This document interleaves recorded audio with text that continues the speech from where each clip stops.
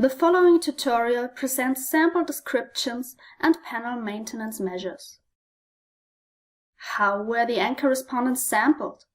The main anchor respondents were sampled with a two-stage sampling procedure.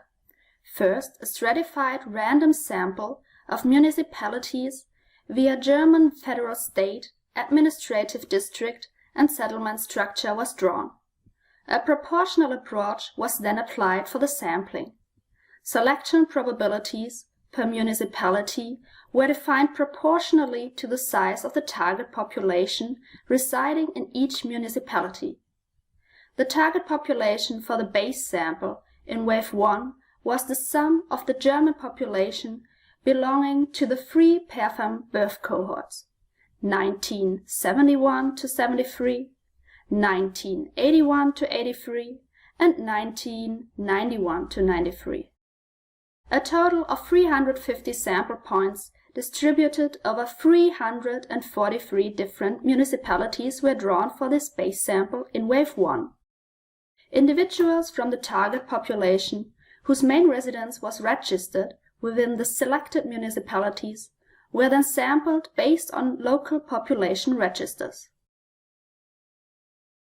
All anchor respondents were interviewed in each successive wave, also in the case of relocation. Pairfam follows a non-monotonous design, meaning that if a respondent did not take part in the survey in any particular wave, they were contacted again in the next wave, with a maximum dropout tolerance of one wave. However, if an anchor respondent did not participate in 2 consecutive waves, this respondent was not contacted again in the following wave. It is therefore possible that some respondents did not participate in all 13 waves. Missing information for major life events due to non-participation in one wave were acquired retrospectively via the Event History Calendar, or EHC, which I will explain in more detail in the 6th tutorial. Focus children who turned 16 were integrated into the anchor survey as so-called step-up respondents. They became anchors themselves. Data from step-up interviews are stored in separate datasets, as they don't conform to the pairfam cohort structure. Which alteri respondents were surveyed? The goal was to survey each anchor respondent's partner, children, and parents in each wave in which the anchor respondent was interviewed. All alteri surveys were conditional on anchor consent. If the anchor respondent did not participate in a wave, their alteri were also not surveyed. For the partner survey, a paper questionnaire was either left with the anchor respondent to give to their partner, or sent directly to their current partner via mail. The point of reference for defining eligible partners was the anchor respondent's report of a serious relationship, regardless of relationship duration, sexual orientation, or grade of institutionalization. In other words, whether they lived together or were married at the time of the interview. If the partner was new since the previous wave, additional questions were posed to collect some socio-demographic information. Anchor respondents were able to indicate being in a relationship with multiple partners at the same time. In this case, the anchor respondent was asked to choose one focus partner for the duration of the interview. There was no follow-up on ex-partners. In the case of a separation, the ex-partner was no longer interviewed.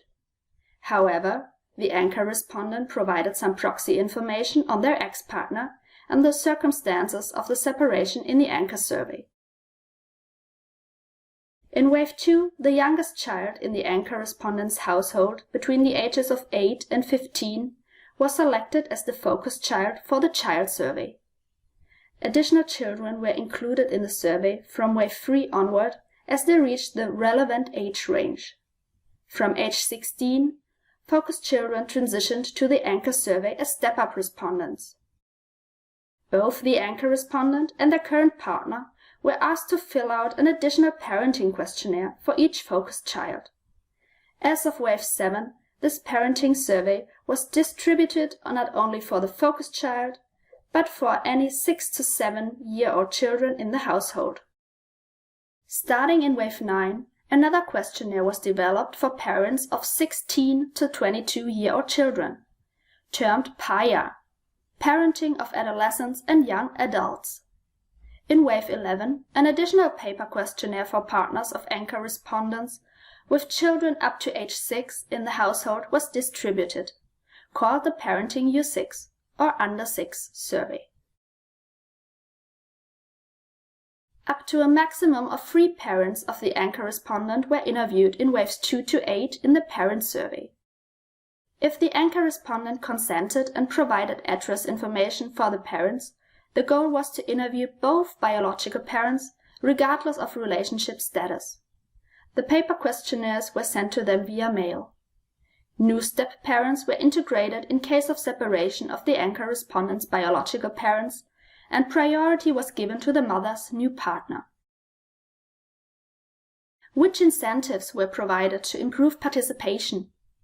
As monetary rewards have proven effective for boosting participation in in-person interviews, a cash incentive of €10 was offered to each anchor respondent after completing the interview.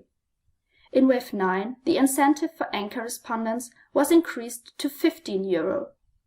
In addition, refreshment sample respondents received an unconditional incentive of €5 along with the first contact letter in Wave 12, their second interview. Partners and parents who completed a questionnaire received a lottery ticket worth €5 in the first 6 waves, and €5 cash in Waves 7 to 13. Children who completed the child survey were rewarded with €5 in cash, either handed directly to them or to their parent. No incentives were offered for completing the parenting questionnaires. Which panel maintenance measures were taken?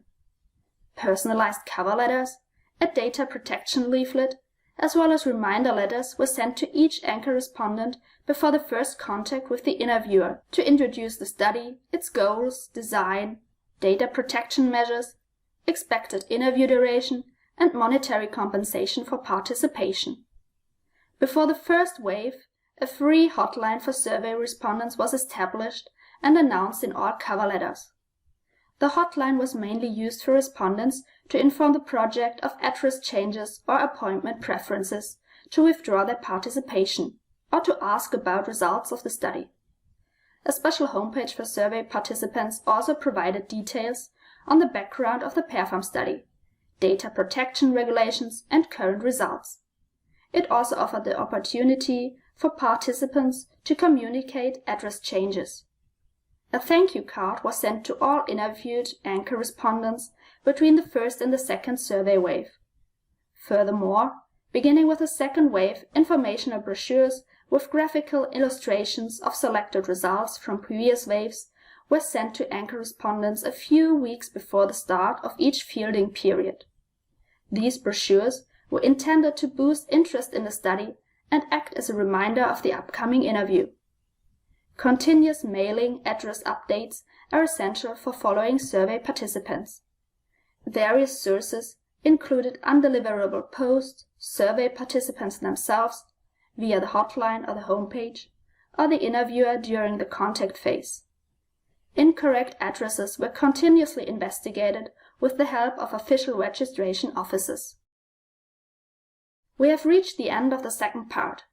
The next tutorial will give an overview of response rates and sample development.